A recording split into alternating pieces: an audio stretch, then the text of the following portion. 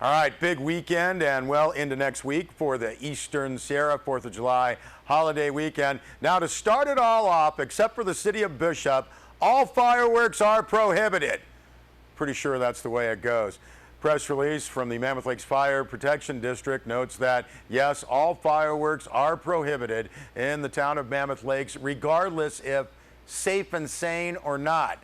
In addition, personal use of fireworks is prohibited in the non-incorporated areas of Mono County and on the Inyo National Forest, as well as BLM lands and unincorporated areas of Inyo County. Now, that press release states that due to high fire danger resulting from recent high temperatures and large anticipated holiday crowds, both the Mammoth Lakes Fire Protection District, Mammoth Lakes Police Department will enforce a zero tolerance policy with respect to the possession and use of fireworks.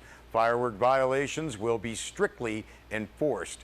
Now, due to the wet winter that the town of Mammoth Lakes enjoyed, there is an abundant crop of grasses all over town and throughout Mono County. The grass species will efficiently carry a fire quickly into other vegetative species, resulting in the possibility of a well-established fire. As we're going off the press release, that's why no fireworks are allowed. Now, depending on temperature, time of day, and when, the incident could threaten, yes, lives and property.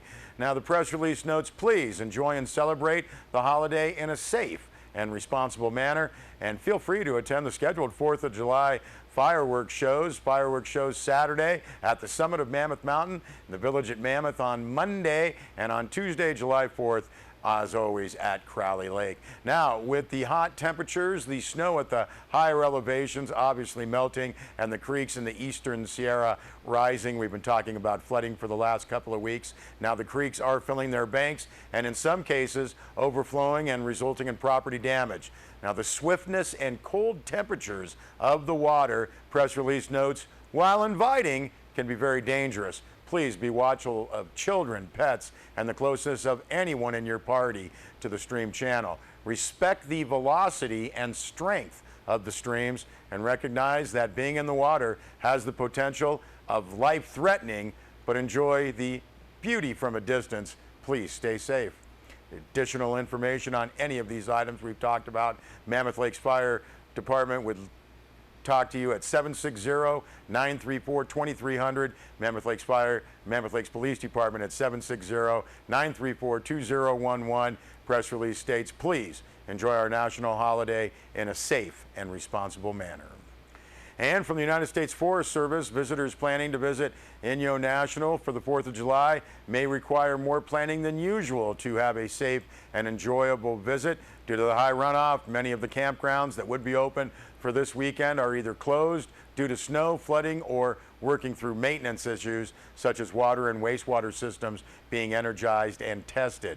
Now, off-road vehicle users should anticipate and report storm damage they may come across on other roads in the forest. Press release notes, please take care and verify depth before crossing swollen streams.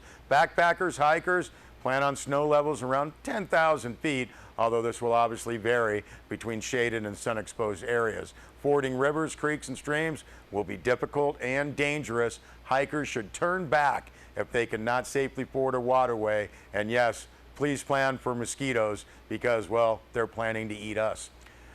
Also, the Tioga Pass Road through Yosemite National Park, Highway 120, is scheduled to open for the season to all vehicular traffic. This is set for Thursday, June 29th, 8 a.m. Limited visitor services available from the Tioga Pass entrance station to Crane Flat. Tioga Road opened for bicycle and pedestrian use earlier this morning. Now, all visitors on the road are encouraged to use caution as there may be dirt, debris, water flowing over sections of the road. Visitors are encouraged to keep an eye out for maintenance vehicles working on the roadway. Now, there will be minimal services available along Tioga Pass Road for several weeks. There will be no drinking water. Visitors should use the vault and portable toilets located along the roadway to help protect water quality in the Tuolumne River watershed. Food service and lodging are not available along the Tioga Road right now. No mobile phone service at this time. 911 emergency calls will not be operational. No gasoline services available. Visitors can purchase gasoline, obviously, in Lee Vining and also at Crane Flat. Now, the press release says when driving in the park, motorists are urged to drive slowly as bears and other animals are active and may be present on the roadway.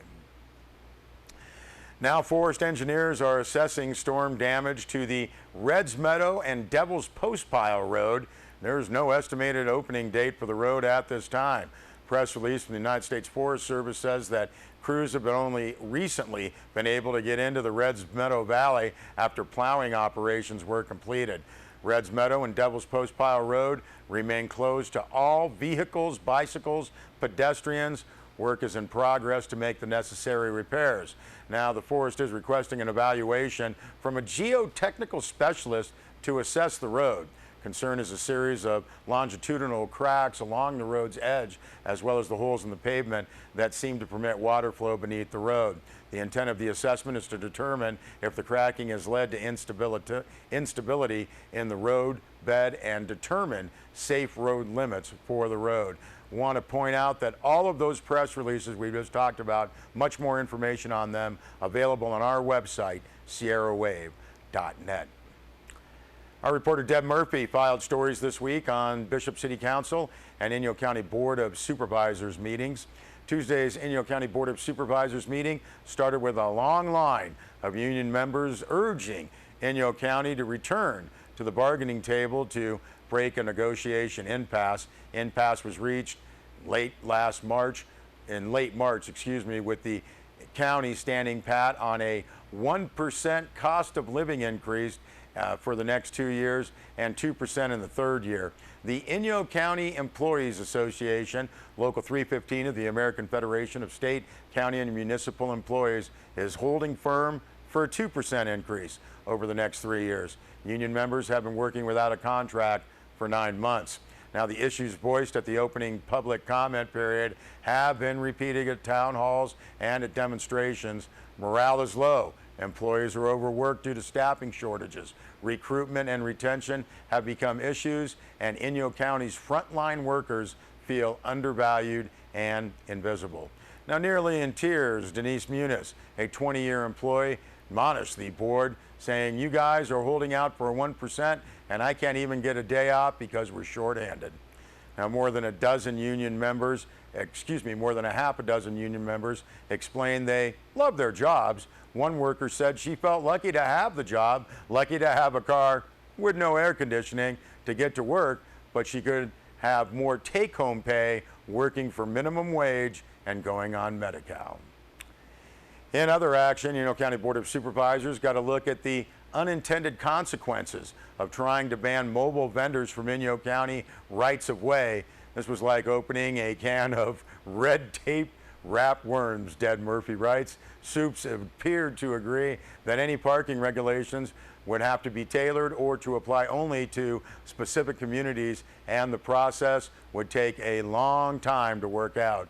Inyo County Council Marshal Rudolph suggested staff come up with a general ordinance with specifics determined by future resolutions. Urge you to see Deb's entire report on that on sierrawave.net. Well, also following a presentation on the City of Bishop's value statement workshop and public comment, Bishop Mayor Joe Pexi pointed out 4 of the 5 council members preferred a more general statement as he passed the value baton to the original subcommittee at Monday's Bishop City Council meeting. Now, after a rocky start, the council embraced the concept of a value statement, all except Councilmember Karen Schwartz. She opted for a general statement of acceptance of everybody for fear that an unnamed minority may feel excluded. However, a number of public commenters wanted everybody better defined. Now, some speakers still question the need for a statement expressing the already accepting, tolerant nature of the Bishop community. Former Inyo County Supervisor Linda Arcularius felt the city's budget and council members reflected the values of the community, and perhaps such a statement issued by the council would be unconstitutional.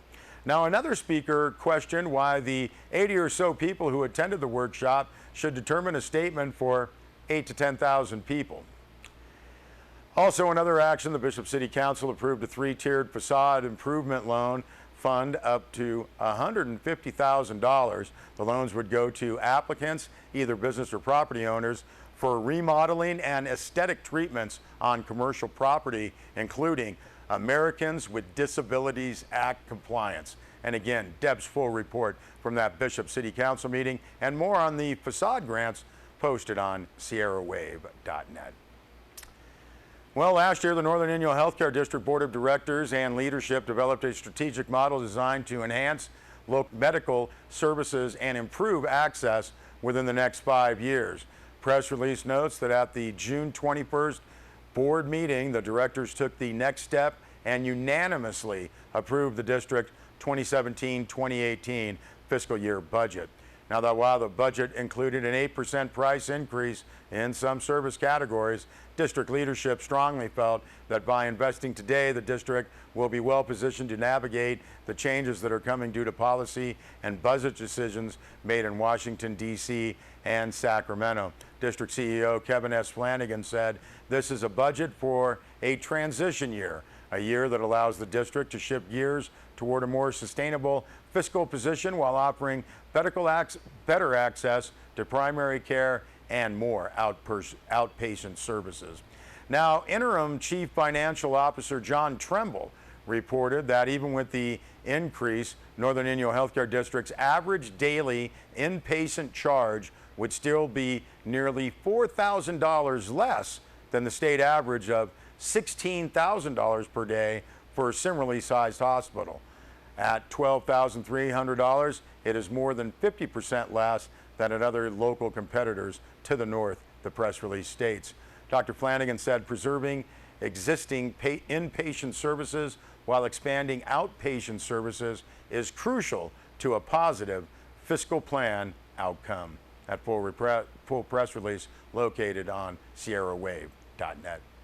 We'll be back with more news.